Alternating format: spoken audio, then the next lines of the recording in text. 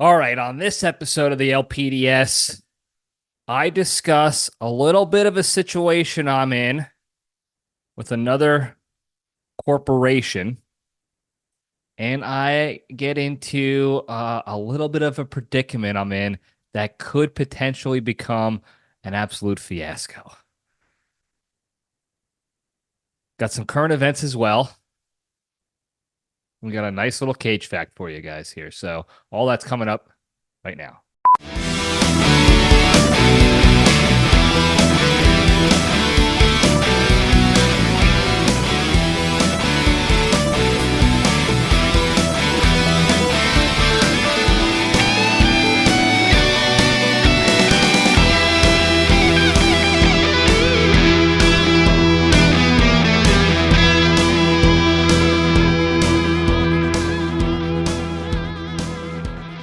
All right, Jabronis, we're back.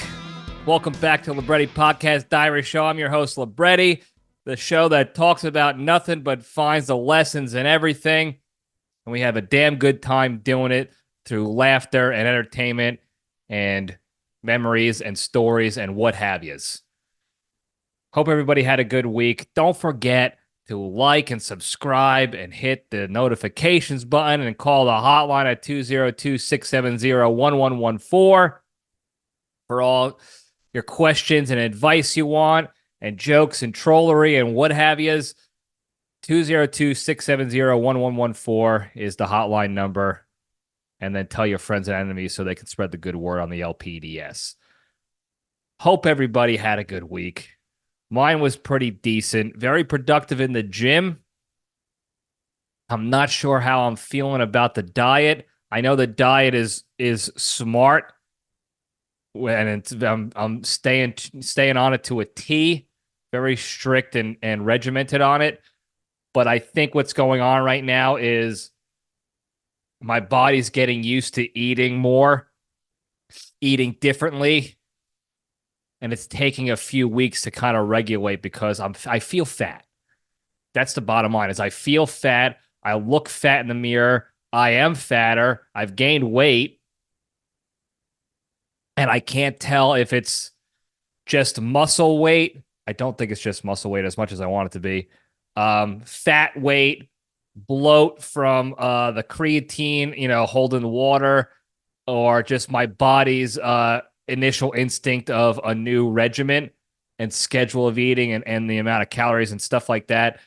So I think it's a combination of all the things, but I need to regulate. And this is a reason why I'm sure so many people will bail on eating healthy and eating right and getting on new routines and regimens when it comes to your diet, your daily intake of food. I say diet, it's a daily intake. I'm not cutting food out. This is not a diet of a cut or a juice cleanse or anything crazy like that.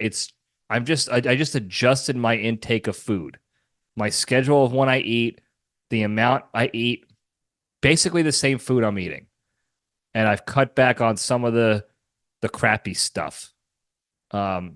So that's probably one of the many reasons why people quit this stuff so early is because the first several weeks, your body is in a chaotic state of not figuring out what the hell's going on. So it's reacting in a sort of fight or flight mode. You're getting, you're feeling, like I said, I feel bloated. I'm doing a lot of different things. So I know there's a lot of different factors going into it. I'm sure I'm just going to trust the process. I'm going to stop letting my feelings get the best of me. I'm just going to trust the process and let it go through, and we'll see how it ends up. And I'm confident it's going to end up fine. Like, I'm not going to allow myself to get fat. That's crazy. I can't do that to myself from a health perspective. I can't allow myself to get that way. It is unhealthy. It's not good. It's not just physically unhealthy, it's mentally and emotionally unhealthy as well. I can't do that to myself. No shame, I'm not dogging on fat people. I don't hate the fats. I love the fats. I love everybody. But objectively speaking, being fat is unhealthy. That's my issue with this with that. Not it has nothing to do with your character or how I feel about you, nothing like that. I'm still gonna get some. I'm sure people are gonna hate and criticize, and if more than 12 people ever tune into this show, they'll probably try to cancel me for that, being fat phobic. I'm not. I love the fats, all of them. Big, tall, fat, small. I gotta love them all. That's me. I stole that line from a buddy of mine in college, and I still use it today. And I still feel that way. But objectively speaking, fat is unhealthy. Too skinny is unhealthy. So I don't want to get to either. And knowing that, I'm confident in this process and getting through to get the goals I'm looking for, the gains goals, the size and composition goals, the fitness goals I'm looking to get. I'm confident I'll get there. I have no issue in that regard. But just to kind of give you guys like a little bit of a relatable, scenario in the midst of it all, I hate it right now. I love working out. That's not the problem. The gym is awesome. It's the dieting that it's because I have such little education on it all, and because of what it's doing inside myself, my bod. I hate that right now, and it makes me want to stop doing it. And it's mentally taxing. So just know if you're going through the same thing, I'm with you. I'm here with you. We're going to get through it together. All right. So there you go on that. What else we got going on this week? Not much. It's St. Patrick's Day week. So by the time you're listening to this, it's St. Patrick's Day. I'm recording this before this comes out St. Patrick's Day. So happy St. Patty's Day if you celebrate it. This was my grandmother's favorite holiday, from a food perspective, I believe, because she made a mean corned beef and cabbage with the soda bread and the what have you. We're Italian, by the way. We're no Irish, but she loved doing that. That was her thing. Every holiday was her thing. I don't know what I'm talking about. Big Margaret, she can make a holiday meal like nobody's business. So that was her thing. We always remember that. She passed away right before St. Patrick's Day back in 2006. Was it 2006? Yeah, 2006. I was in college. So she loved that holiday. That's what I remember. I'm neither here nor there on St. Patty's Day. In college, we used to go to the bars and get drunk and celebrate, and everyone was Irish and try to kiss everybody and all that crazy, stupid stuff. That's fine and dandy if you want to do that. I don't like doing that anymore. It's just not I'm just not a big drinker. It's not my thing. And it has nothing to do with I'm better than that. I'm on to something else. My thing is something else now. So that's all. So if you're into the bar scene still, or you're newly into the bar scene, or that's your new thing, enjoy St. Patty's Day. Be safe. Call an Uber. Get a ride. If you're a lady, get an Uber pool. Don't go solo. Be safe. Think smartly. Is that a word? Smartly it is now. So happy St. Patty's Day. Now, a real quick, this has nothing to do with St. Patty's Day. We're moving on. Real quick sort of public service announcement. It's more of a request and a favor I ask of everybody. And maybe something also to be mindful of in your own daily habits and lives. Because this has been happening to me a lot lately. And I also think I'm a culprit of it as well. So this is also an accountability mechanism for me. So I'm hoping that we can all figure this out together and try this out together to try to make this work, is what I'm saying. Oh, sorry, I got distracted here in YouTube land. If you're watching, there was a bug on my desk, and I don't want bugs on the Resolute desk. So I've been getting this a lot lately. When I say lately, I mean for a long time now. But I'm asking everybody, myself included, because I think I'm a culprit of this. I tried to think back to see if I was. I can't remember off the top of my head. but I'm sure I've done it in the past. If you find yourself sending somebody, a friend, or sending out on social media, specifically like Instagram, if you find yourself sending out 5 or more memes or reels in one single Instagram session, one single hit, one round on your phone in succession in however many minute period that you're on in one shot, if you find yourself, excuse me, sending 5 or more DMs, memes or reels or posts or whatever to your friends, you've been on Instagram for too long in that instance. You got to turn it off. You got to close the application down, close the app out, put the phone down, and just be in the non-technological space around you. Okay? I've done this more. I focused this more this past week for myself, more on the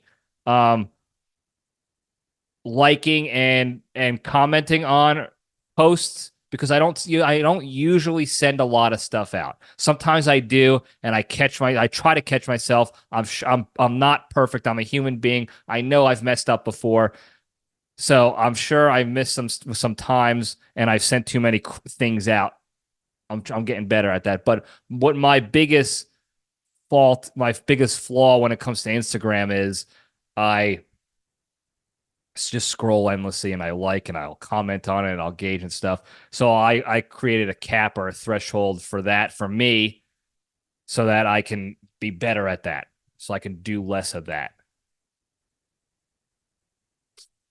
So with that, if you find yourself sending more than 5 or more, sign off. Okay? And that includes commentary on a thing, on a post that you send out to somebody. If you send out a meme and then you say, "Get a load of this guy," that's 2. That's 2. Okay? You get 3 more before it's time to shut down and go be with your families, go be with nature, go be with your dogs, whatever. Okay? 5 or more, you're out. We have to be better about this, folks. All of us. We have to be better about not letting social media take over our lives. Not to mention how time-consuming it is to go through. Let's say you have 3 friends that are sending you 6+, 7+ DMs of memes and jokes and reels and what have yous. So you have 3. That's 18 to 24 messages right there that you got to read through and watch the videos if they're reels and all that crap. And the odds that they're all funny or are they all aligned with your sense of humor are not high either. That's another thing we got to be a little bit more honest about. I got to be better about. That's something I need to focus on more myself, is when I see something I think is funny, I now balk before I send it out to others, because I'm like, I have a very unique sense of humor. It's very different from other people. And I don't want to send them something that I think is funny that they have to now pretend is funny or ignore. And now I get mad that my friends are ignoring me or something. So instead of putting them in that position, I'm trying to filter out what I send out now. It has to be like objectively funny in my mind, so that the percentage that it's funny for everybody is higher. So with that said, less is more on social media when it comes to sending crap out to people these days. Okay? There's just not enough time in the day for people to be spending that much time sending stuff out and then reading stuff from others. Because you're sending this stuff out, I guarantee you're getting stuff too from people. So it's just double time. All the extra work on Instagram. That time could be spent reading to your kids or hitting the gym. running, getting a run in, following the big three. It could be spending an extra time working on a project or a hobby, writing in a journal, doing something else, anything else. I'm not saying get off the social media forever. And I'm not saying there's not enough time in the day to get all our crap done, because there is, but not when you're wasting it on stuff like that. So we got to do better. All of us, me included. Like I said, I am a culprit of this as well. But I'm not engaging in 6, 7, 8 anymore. I'm not doing that. Okay? And if they're not funny, it's getting a thumbs down emoji. And it's not personal to everybody out there. It's not personal. I would want you to tell me with a thumbs down emoji if you thought the reel I sent you or the meme I sent you is not funny, because now I know a little bit better about your sense of humor. And we could go from there. We just strengthened our relationship because of feedback and communication, as opposed to lying to each other just because we didn't want to hurt each other's feelings. You're not going to hurt my feelings, okay? My feelings are wrapped up in war right now. So we're good. You guys are good. You're cleared to provide feedback and communicate to me whether my memes I sent to you are funny or not, or they're not your type, they're not your style, not your bag. And that's okay with me, because I'm going to do the same to you, and we're going to learn, grow, and improve together with that.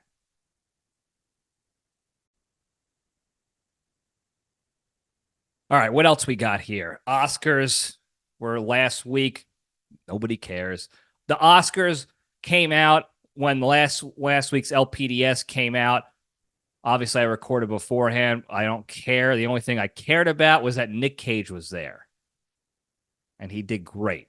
I saw his clip. I saw nothing else of the Oscars. Couldn't care less. Like I've mentioned in the past, the Oscars is just a televised event for the Hollywood elite to suck themselves off and live on their own little universe, thinking that they're better and more important and more influential on the entire existence of humanity, and that what they're doing is righteous and good simply because they lie behind a screen, because they pretend to be other people behind a screen. They do a good job at it. That's it. No thank you to that. No thanks. But I did see the clip of Nic Cage. Nailed it. He's the best. He's the best to ever do it. All right. Now, I do want to mention something about Oscars and movies and stuff, because I want to see what happens next year. Okay? Because this year, apparently, the big buzz was Barbie from the women's empowerment movement or whatever. I didn't watch the movie. I saw clips, and it clearly was not a movie that was made for me, so I wasn't going to waste my time watching it. If I had a kid, if I had a daughter and she wanted to watch it, absolutely, I would go watch it with her. Cool, fun, whatever. But otherwise, no. I like Ryan Gosling. I like Margot Robbie. If it's on TV, maybe I'll check it out if I'm scrolling through, if I'm flipping through channels. Otherwise, that's how I feel about it. It's just another movie that I haven't seen. I haven't seen thousands of movies. So it doesn't seem like it's for me. But that's been the big movie of the women's empowerment, and how can these people not get nominated? How can these people get nominated? All this other crap. And a movie just came out this past week, within the last couple weeks, maybe at the end of February, it came out. It's called Cabrini. I have not seen this movie yet. By the time this episode comes out, I probably will have seen it, so I could give you a better gauge the next time. I'll give you an update on my thoughts on it. But it is a movie about the Italian woman Francesca Cabrini, who emigrated over to the U.S. of A. I believe she was a nun.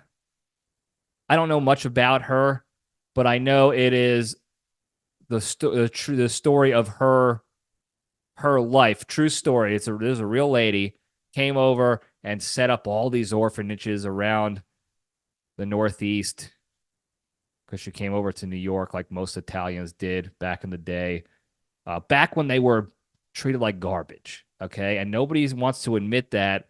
And everyone wants to say, like, oh, you didn't have it that bad, so shut up because you're a white and blah, blah, blah. I don't care. Like, I'm not here to have my hand out for, any reparations or anything like that. It's whatever. I don't give a shit. But the Italian people back then did not have it great when they emigrated over. Neither did the Irish. They were treated like garbage. And actually, I think it was the Irish mayor. Was it the Irish mayor? I don't know. Don't quote me.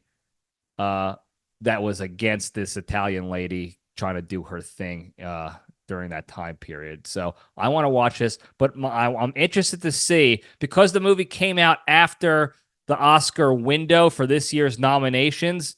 I'm curious to see if it gets any sort of hype or accolades or even mentions when it comes to women's empowerment, because this is a true story of a lady who came from nothing and fought against people who didn't even want her in this country. She came here legally, got her paperwork, Ellis Island, all the doo-doo-doos she had to deal with. She got it all done. And then she set up these hundreds of orphanages to take care of kids, to try to better the world. And at a time where women were thought of as nothing compared to men. So I'm very curious to see how that goes, not just because it's about an Italian woman, just because it's a true story. It's an absolutely a story that should be celebrated for when it comes to women's empowerment. But Margot Robbie's hot. So we got Ryan Gosling, hot. We got to pump them up, even though it's about a doll and her boyfriend doll. They're hot dolls. Whatever. Good for them. So I'm curious to see if it gets any mentions or accolades or what have you. John Lithgow's in it as well. The other Italian guy, damn it, I forgot his name. Cipriani? I don't know. I'm butchering it. He was in a bunch of quality movies that you've seen. I think, damn it. I got to look this up. Stand by. Roberto Giannini is his name. Roberto Giannini. He was in a couple of the James Bonds, Quantum of Solace, Casino Royale. You've seen him before. And then David Morse is in it. And if you don't know David Morse, he was the second in command of the team of bad guys in The Rock. He was Ed Harris's pal and number 2 guy, the big guy, gray hair. I think it was blonder at the time. David Morse.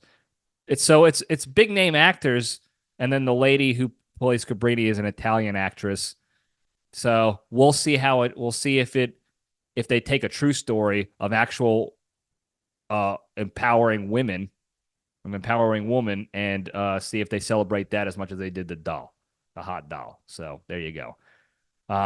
Anyway, what else we got? Last thing I'll talk about on current events, and I'm not going to get into it too much because it's so obvious to me. And if it's not obvious to you, we have to have a private conversation. But the Boeing whistleblower that was found dead in the parking lot of the hotel he was at, and they're calling it a suicide.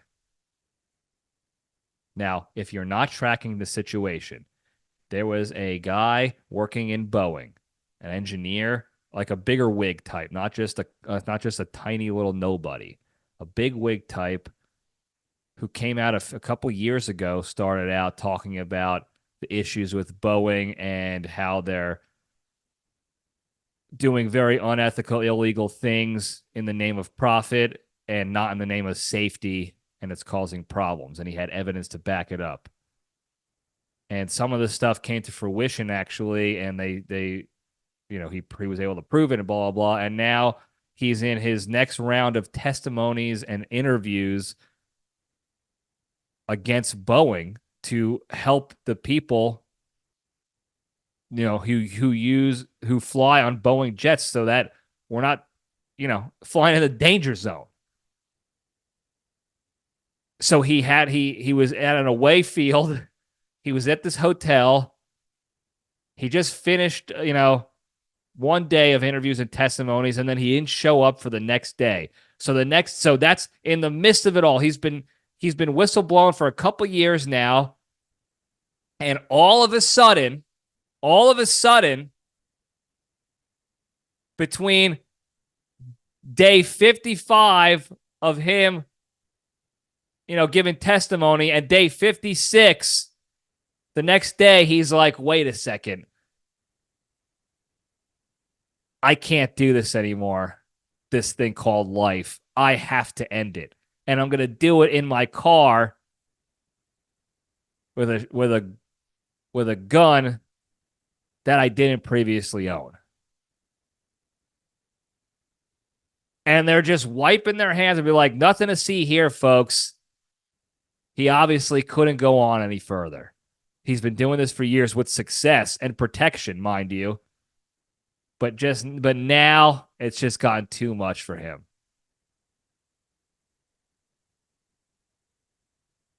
I can't.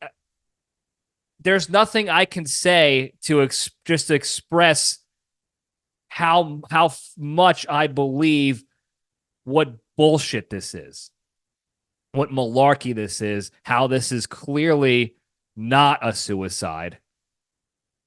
And I know, I'm the crazy one. You're the crazy conspiracy theorist. Maybe it just got too much for him, blah, blah, blah, blah, blah. If it was a one-off thing, maybe we can have that discussion. But this stuff has been blatantly, obviously happening so much more aggressively and so much more in our face over the past 10 years that it's almost impossible to think that it's not a cover-up and not a conspiracy. The first thought that most people have now is not a suicide. Something's fishy. I just watched 2 separate documentaries on Netflix alone in the past 2 weeks about something similar. A journalist investigating an underground corrupt ring within the government that involved murders and this and that. And he suicided him. He got suicided in 2014. He had 8 knife slices on each arm, so deep they cut the tendon. And when you cut the tendon in your arms, you can't use your fingies. But he was still able to 8 times on each side, his arms, to suicide himself. Also, the day after, he had an interview with another source for this case that he was writing on. And then there was another one similar, another journalist going after the truth, suicide. And you could go back and go back and go back. I think we talked about the Oklahoma City bombing police officer who was like the first on the scene. And he was getting ready to testify about how he saw some fishy stuff going on in there that made him think it wasn't just a Timothy McVeigh situation. It was something else going on. That guy committed suicide by shotgun to the chest, and then he hung himself miles from his house. That's what, I mean, I sound crazy. I know. I don't care. I don't care if I sound crazy because this has to be discussed. It's so much more crazy to me that this stuff keeps happening and people just keep blindly saying, oh, it's just accepting. Oh, yeah, suicide. Nothing to see here, folks. Nothing to see here, folks. There is a pattern here, okay? There is a pattern here. When the big military-industrial complex corporations get into hot water and somebody has the evidence to back it up, to put them down, that guy goes away pretty quickly every single time. Okay? Now I'm going to take the tinfoil hat off. I'm going to get back to sane world, I guess, to according to some people, and we're going to talk about something else. But go read up on with the situation with Boeing. It was just, once I saw that, everybody I talked to was like, no chance in hell that was a suicide. No chance in hell. That was a cover-up kill. And I know I have friends who work at Boeing. I'm not going to mention their names because I don't want them to get suicided either. But this is crazy to me that this stuff keeps happening and these people keep getting away with it. Crazy. Anyway, let's get to the good stuff, okay? Let's get to the good stuff, and we'll step into the cage.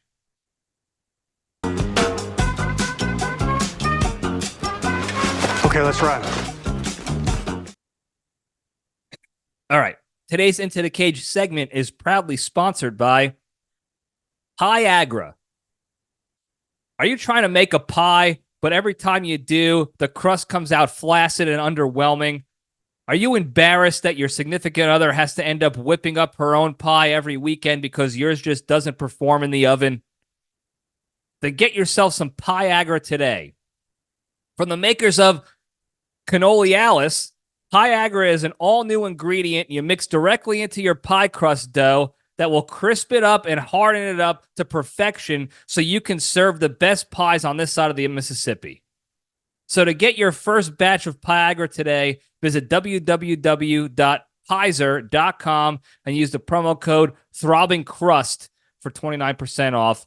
And if your crust remains crisp for more than 3 hours, contact your local baker immediately. There are a few things in this world. If you're a dessert guy or gal, if you're in the dessert world, there are a few things more disappointing. Few things more disappointing than a flimsy, flaccid, soft, soggy crust on a pie. It's heartbreaking. So don't let that happen to you. Okay? It's okay if it happens. We get it. There's no judgment here. This is a judgment-free zone. Get Piagra. Get your crust game back. Okay?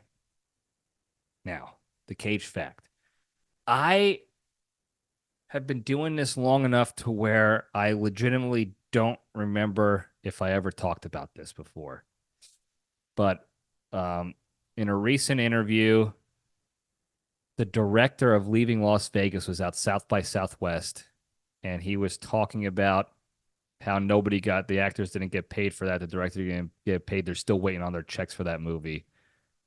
And then they interviewed Nic Cage, and he said, yeah, that's right. It was a low budget film that, the production company fronted us some of the money, and they had to film a lot of scenes in one take on the Vegas Strip because they didn't get the permits. They didn't pay to get permits to film.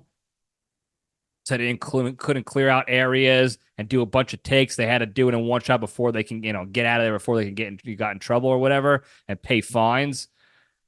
And then the movie did well. I think it made $36 million in the box office back then. I think it cost $4 million to make in total. And then nobody got paid in the afterwards. That was his Oscar-winning movie. Okay, that catapulted him into the stratosphere once he won that Academy Award for that role. And if you haven't watched that movie, him and Elizabeth Shue, they catapulted both of them. Both of them, they did incredible. You can argue it's his best performance in a movie. I don't know if it is or not. I can't say for sure, but you can argue it, certainly. So go check that out. But the fact that he didn't get paid for arguably his best performance is crazy to me. Makes for a good story. Makes for a good cage fact. And I'm pretty sure I haven't talked about it in the past. Maybe I was mentioning it with Sticks in Passing one episode years ago. I don't remember, though. If I did, I apologize. If not, that's the Cage fact. You're welcome. All right, moving on over to the Junction. Spin the logo up. I got two things I want to talk about today, quickly. I say quickly. What am I, stupid? I'm in a bit of a doo-doo with Gillette razor blades, the corporation Gillette. This is not a war. This is not a Cold War. This is not a fiasco yet, by any means. This is a little bit of a situation now that I'm trying to navigate appropriately the next steps forward to see how we're going to see what's going to happen here. What I don't want to happen is I don't want to go to war. I don't want to have another war. I know it's election year. Chaos is ensuing. You can expect this summer of chaos like we do every 4 years in the real world, and you can probably expect it here in the LPDS world, it seems like now as well, because we got OGG going on, and then we have potentially this. I don't think so. Certainly not right now. But for the past 4 purchases of Gillette Fusion razor blades, the pack of 4, sometimes I get the 12-pack. The last 4 purchases, last 4 months of purchases I've made have had faulty goo pads on the razor blade itself.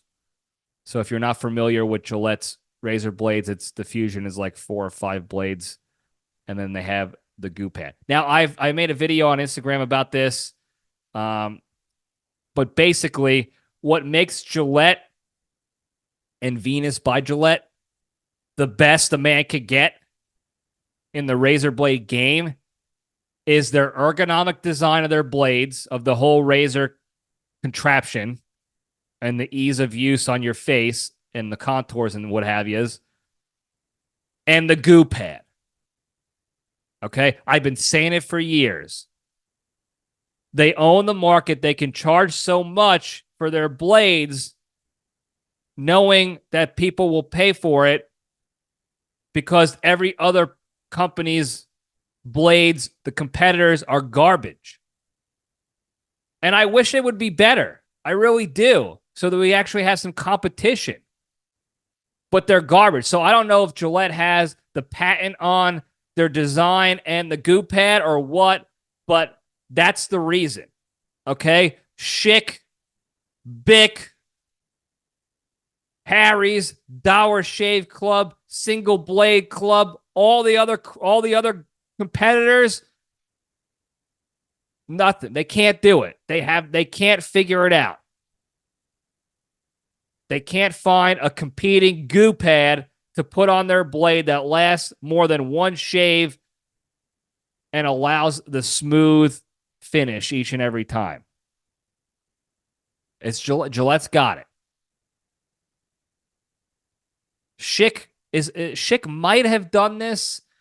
I don't know if it was Schick or even Gillette, maybe. I don't know. When they had the or Norelco. Maybe it was Norelco. Had the electric razor, and they had like they gave it to the Navy Marine guy or whatever, and he's like, "What is this goo?" And it had the little gel inside, the serum inside the electric razor that you can refill or whatever, and it would goo you up.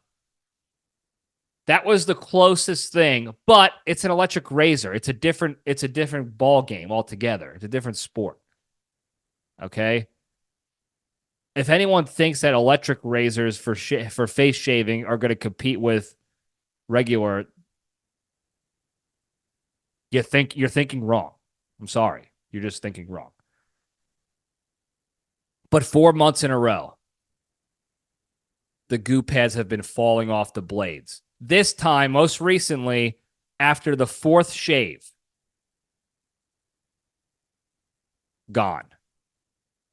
Wednesday, gone. It fell off. Now, if you know anything about me, you know I practically shave my entire body, with the exception of my pits, my eyebrows, and sometimes the beard now, and my chest. I buzz my chest now. Everything else, razor. And I have a shave schedule. It's as disciplined and as strict as my workout schedule. Monday is head day, shave the head. Tuesday's back. Wednesday's arms. Thursday's below the equator. Friday's head again. Saturday's legs.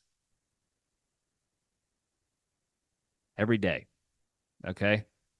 Sunday is face again. Now, when I was in active duty military, every day was also face day. So there was that. So 4 shaves doesn't even get me through a week. And the goo pad's gone. And without the goo pad, it's nothing.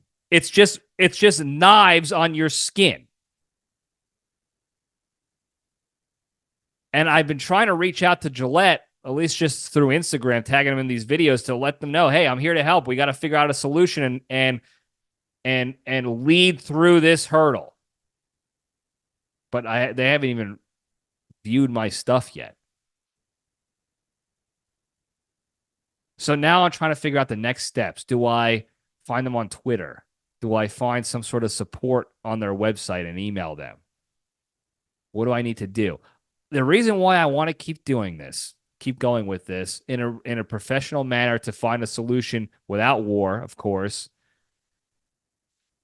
is 2 reasons. One, it's happening to other people.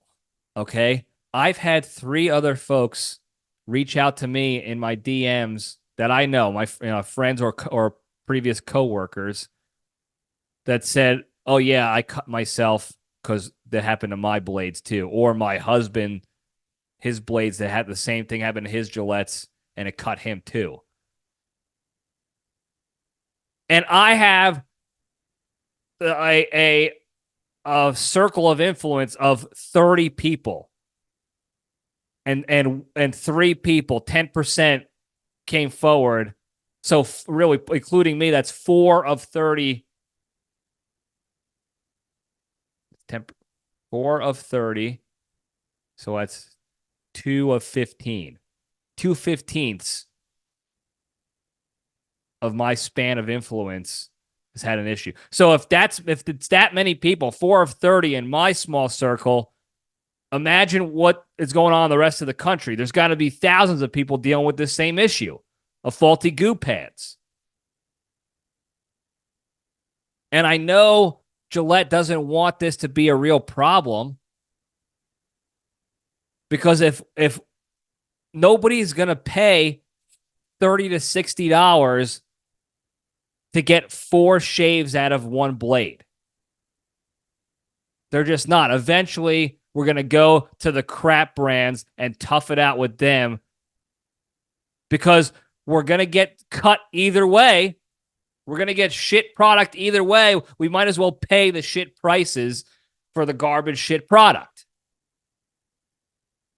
Instead of the fakery now that seems to be being pulled by Gillette, where they're saying this is still the best a man can get. Don't worry, but it's really not.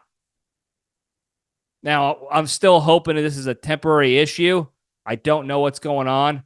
I would hate to think that Gillette's pulling the wool over our eyes to save a few bucks and they don't give a crap about quality anymore. I hate to think that. But that goes into my second reason why I want to continue forward with this, is because they have been putting out such good razor products for so long. They have dominated the competition. They have dominated the industry.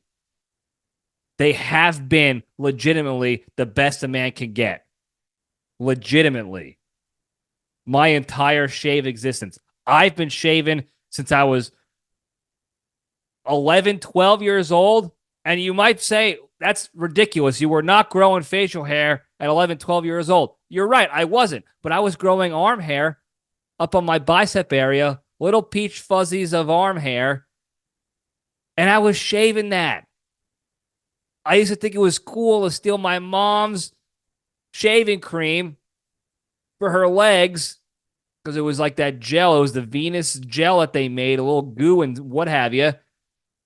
And I would put it on my arms, and I would shave like a cool guy because I couldn't shave my face then. But I was still shaving, and I was using Gillette because my old man was using Gillette, and I was using his old blades. Okay, and then when I started growing facial hair a couple hours later, it was the Mach 3. Okay? And then as Gillette continued to progress and advance their technology and their goo pattery, I kept advancing with them. They were the best a man could get, without a doubt. And it's not because everything sucked and they were just the least sucky. They were legitimate. They have been legitimate for decades now. And I am nothing if I'm not brand loyal. When I find a good product that works for me, I'm loyal to the end. So I really want to make this work. And I put this video out explaining the problem and explaining how I can help with the way forward. Because this is a leadership problem, okay? People might think it's a product issue, a faulty product issue that needs to be recalled and what have you. This is a leadership problem. Because we all know, probably 98% sure, that this is a situation where somebody made a decision to save a couple pennies per blade design and manufacturing by going with a cheaper goo pad provider and assemblyman supplier. And now we got faulty goo pads. And now by saving a couple cents on each blade, which ends up being probably thousands of dollars a month in savings because of all the people buying Gillette because they're the best a man can get, they're going to be costing money in the long run because if they continue down this road, nobody's going to want to pay, again, $30 to $60 for 4 shaves. We can pay $10 for 4 shaves. And we're going to get the same result. Because once you move the goo pad off, once it's gone, that's when it becomes only slightly better, slightly less shit than the other shit, because it still has the supreme ergonomic design and engineering on the physical contraption itself, the blade itself, the razor as a whole, blade and shaft. So it's still got that going for them, but not enough to continue buying. That's for damn sure. Not enough to continue spending that much money on blades that don't last that long. So we got to solve this problem. And I'm offering my services to help solve this obvious leadership problem. So if you have ideas on how I can reach out to Gillette appropriate without calling them out and saying they're dog shit and we want blood and we want them all fired, no. They're a great company and we want to make them even better.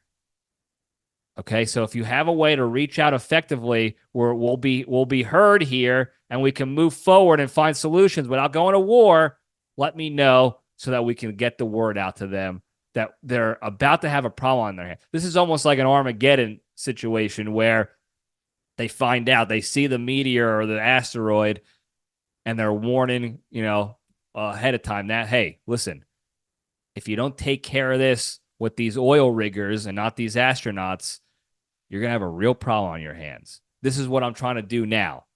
Okay, I see the asteroid, and it's coming for their world. And that asteroid looks like thousands and thousands and thousands of prior clients and customers going to the competitor and running them out because they can't get this figured out. So please, let's figure this out together, Gillette. I'm here for you. Let's find a solution. Let's not make this a war. Let's make this a great leadership example and maybe a testimonial for spearhead leadership. I don't know. I'm not forcing it.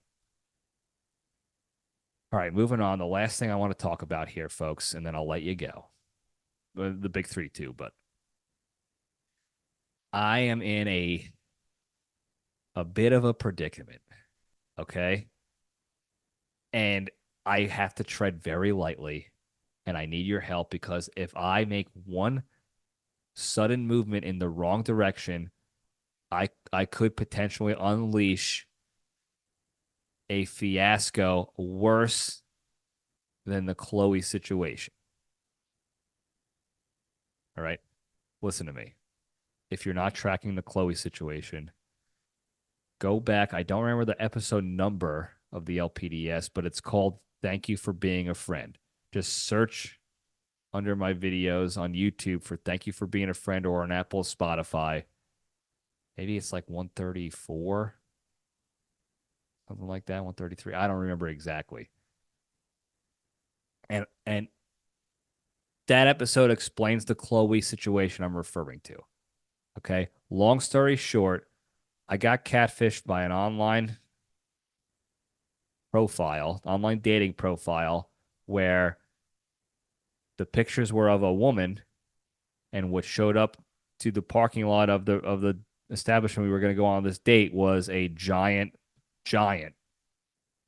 ripped, muscular, giant black dude wearing a dress and a wig. No implants. Wiener. It was just a cross-dresser in a wig. So go listen to that story to get the full details of that one. It's called Thank You for Being a Friend. I may find myself in a similar situation here. I'm definitely in a predicament. Might be a pickle. Could be an all-out fiasco. Okay? Let me paint you the picture here really quick. Okay? Because there's not much to tell just yet. But you can see the potential of where it could go if we're not careful. Okay? Now, because I'm still at war, I'm not using my back fence, my back gate to access the gym. Okay? You don't go up the middle in a war when the enemy is expecting you up the middle. So I haven't been walking there. I have still been walking to the gym because I want to get my steps in. And I told you before, I'm freaking out about feeling fat. So I've been walking through my front. I go out my garage and I take the sidewalk and I walk around to the end of the block and I walk down. And then my gym is, around the corner. It's an extra maybe 3,000 feet, 2,000 feet from just going from my backyard and going straight into the commercial property area, the strip mall.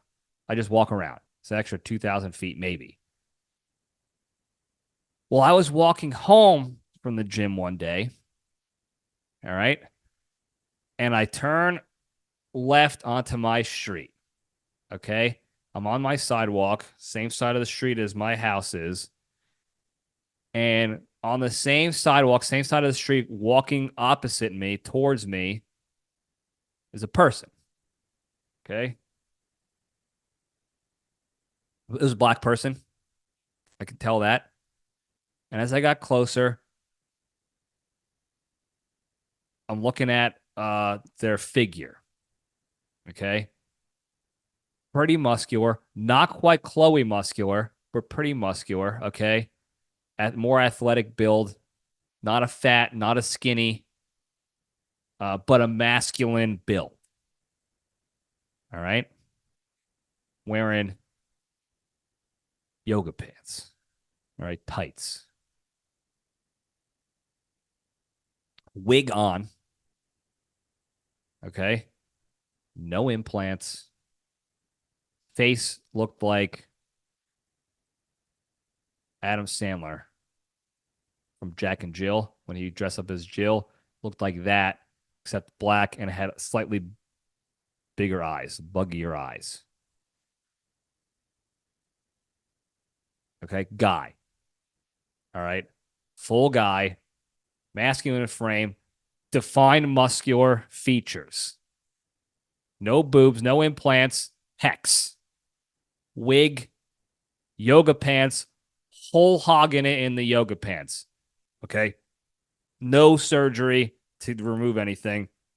So we have what seems again to be a cross-dressing male, which is fine. I don't have a problem with that. Do whatever you want. We're cool. This person walked by and I just said politely, "Hey, how you doing?" Because I do that with everybody I walk by in my neighborhood, because most of the people, 90% of the people I walk by or run by in my neighborhood are from my neighborhood, walking their little dogs or playing with their kids outside or whatever. So I say hello to everybody because we're neighbors. All right. This person, I guess, was not. I'll tell you how I know that in a second, or how I assess that in a second. He walks by, he's on his phone, and he's walking head down, and I say, "Hey, how's it going?" And he looks up and he locks eyes with me, and his bug eyes light up and a smile slaps him in the face, and he looks like he just saw Atlantis. Like he just discovered Atlantis. And this is not, listen to me. Listen to me, folks. This is not a brag. This is not saying like ladies love me or black dudes love me or anybody love. No, this is not a brag, okay? I'm telling you what happened. I'm telling you what happened. This guy looked up from his phone and he looked at me like he was walking and crawling in the desert for months and finally found water. That is not an exaggeration. He was so happy that I said something to him and didn't just blow past him and ignore him. I think that's why. I thought that was why. That he smiled at me like I can't. There's no other words to describe it better. Like he was crawling in the desert, and then he found real water and not a mirage. Okay, this is not a brag. All right. I thought that was the end of the interaction with this fella, with this gal, whatever they wanted to be called. I would have called them that, fine. But I thought that was it. Now, this person, I will say, was not as big as Chloe was. Or Cleo, whatever their name was.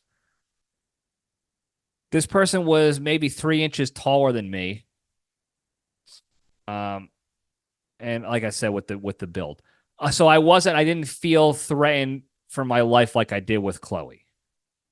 Not by any stretch of the imagination at that time. This was a couple days ago. All right.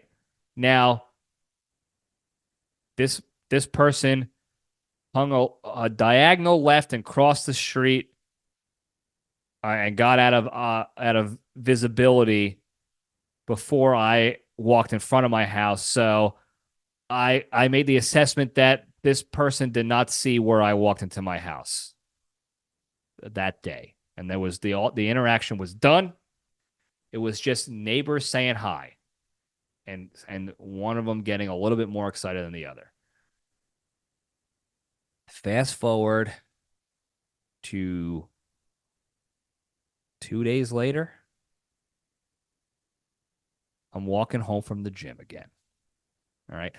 I'm a little later than I was usually throughout my week when I go to the gym. It was a harder workout. Plus, I was running a little bit extra. So, and I started a little later than usual. So I ended later. So the timing of things was different than the normal routine, a normal ops tempo of what I see, pattern of life, of who I see outside, who I'm interacting with, who's doing what, whatever. I'm walking home and as I'm turning left onto my street, it's a T section, by the way. My street is a T section to another road, and across the street, directly from my street, is an apartment complex. And I see this dude sitting outside that apartment complex. It's the same dude, okay?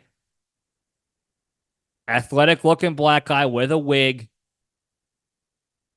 giant wang, not visible, but the imprint was visible from far away. Giant wang. Good for him. Nice piece. Sitting outside the apartment on the little brick wall right there.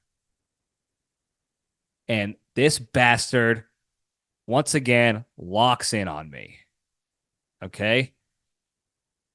We don't exchange pleasantries or anything because they're across the street. It would have been very weird. So I just keep walking.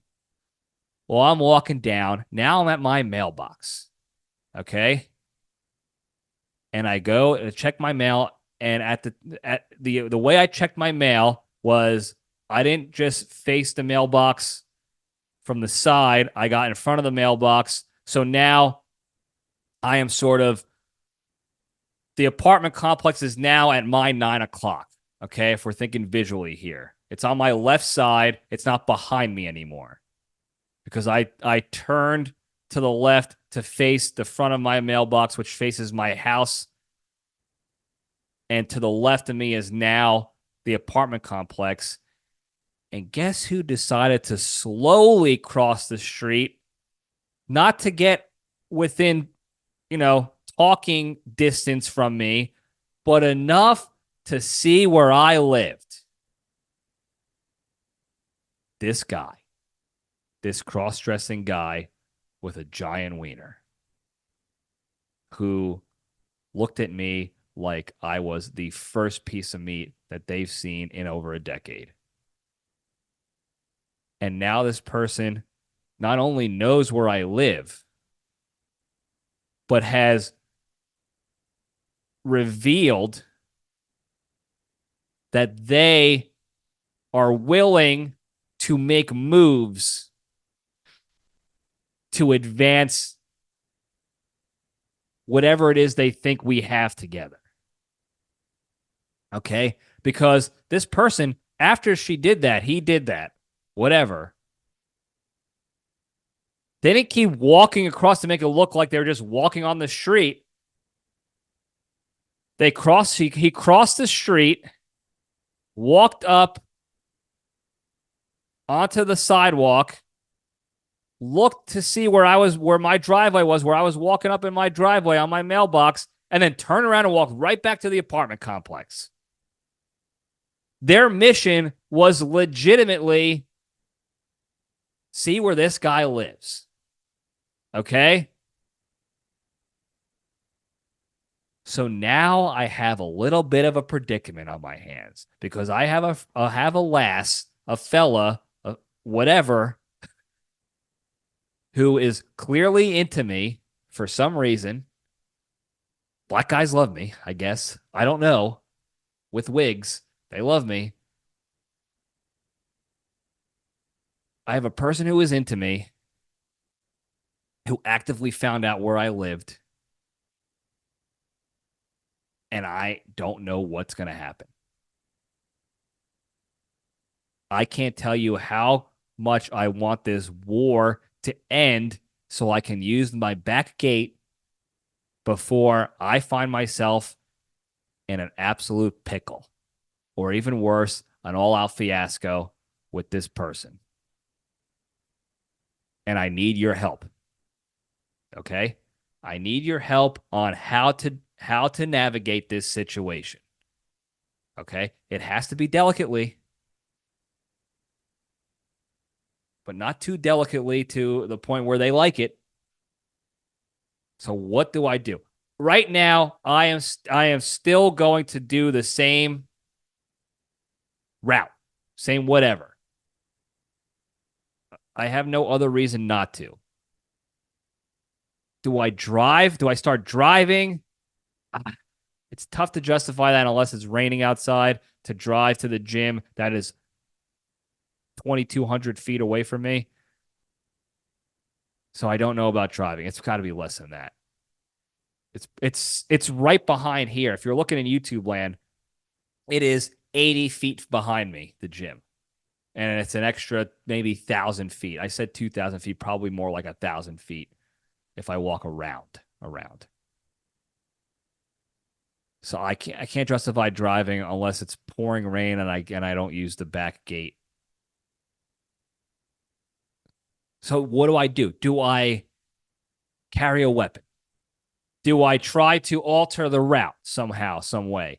Do I walk past my house if I see this person on the street again to make them think like a Home Alone situation where they saw me go into the house and then when they come by, they see a party going on and they're like, oh, I thought the kid was by himself or something like that, like some sort of a decoy, like, oh, maybe he was just visiting a friend. He doesn't live there. I don't know.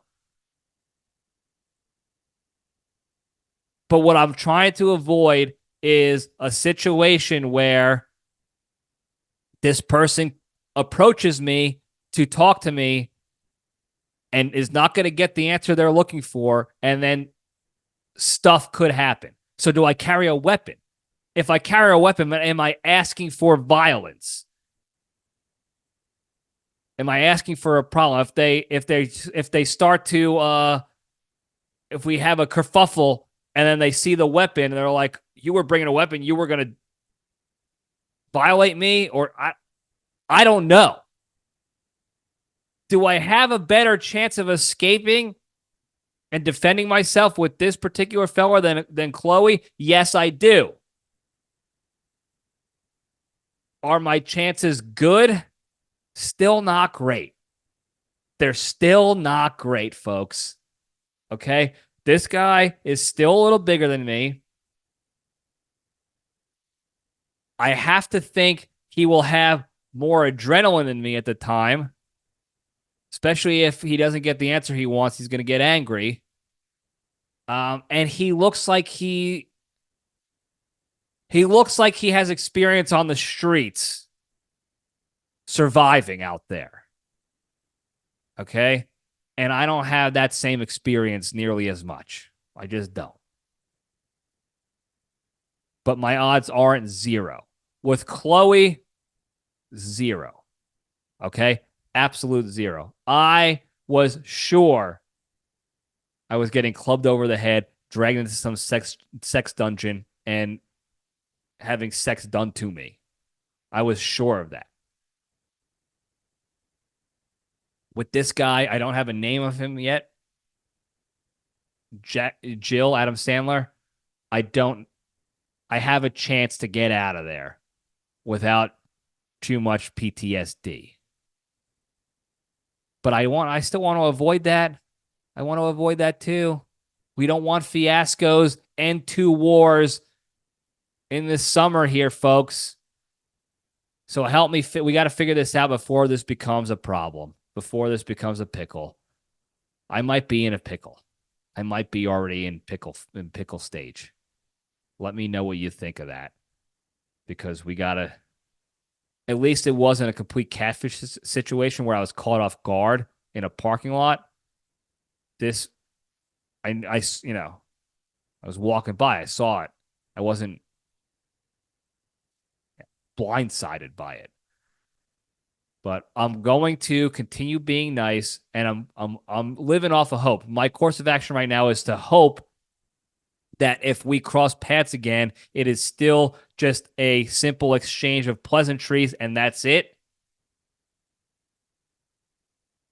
But we don't know, because this guy was willing to track me to my compound. And I'm familiar with tracking people to their compounds, folks. I hate to say it. I hate to admit it.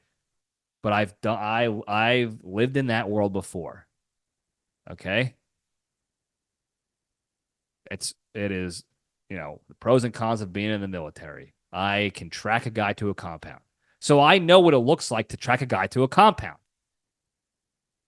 And he was doing it in the most obvious way possible. I would not have done it that way. That guy would never have known if I tracked down his location. He would have never known it. I knew exactly what he was doing. And that's what makes me nervous, because he didn't even give a shit that he was being obvious about it. He didn't give a shit, which makes me think 2 things. 1, he's really into me. And 2, he is confident that if things don't go his way, he can make them go his way. And that also scares the shit out of me, folks. Because if he's that confident, I'm in real trouble. He is pieced up, okay? And I don't want to deal with that thing getting out of its cage, okay? He is whole hogging it down there, okay? And to his credit, my God, is that thing big and scary though. And I don't want to deal with it. I want nothing to do with it. So help a brother out. We need help here at the LPDS lately. We need a lot of help before it's too late, folks. And that's all I got for today. Before we go, though, the big 3. The 3 pillars of staying strong and being a better, happier, kinder, healthier, more genuine human being and spreading that goodness and positivity throughout the land. Number 1, exercise every day. Whether it's a physical, mental, or emotional exercise, do one thing each day to improve your fitness and health physically, mentally, or emotionally. Number 2, don't be a shitty person, be a kind person. When the opportunity arises to be shitty, just take the LPDS step back and omit yourself from that situation, no matter how much you want to be in there, no matter how much you think that person deserves it, no matter what. Just omit yourself from the situation. That'll minimize the shit and negativity in the world, and it will give you the capacity to go focus on more positive, productive things with your lives. Okay, number 3, the most important thing, the most important pillar. Sorry, I spit on the mic here. Sorry, folks. Be genuinely thankful and grateful for all the good you have in your lives, because you never know when it's going to be gone. Okay? And that could be done as simply as thinking about one thing to start off each day, one good thing in your life, and thinking about what your life would be like without that thing. And that immediately puts you in a state of gratitude for having that in your life, because you'll think about how shitty your life is without it. Okay, and you do that each and every day. You do that 2, 3, 4 times each day. You just increase a little bit more and more. And you focus on not being a shitty person, and you focus on exercising every day. And you do all the 3 things each and every day, a little bit each and every day. Slow progress forward. I promise you, you'll be a better, happier, kinder, healthier, more genuine human being. And you can spread that positivity and goodness throughout the land. Thank you guys again for tuning in. Don't forget to like and subscribe and tell your friends and enemies, and hit that hotline 202-670-1114. Call the hotline, please. Whatever you want to talk about. Anything. Literally anything. You can make it anonymous. You can identify yourself. Whatever you want. 202-670-1114. Make the call. Thank you guys again. I love you all. Stay strong.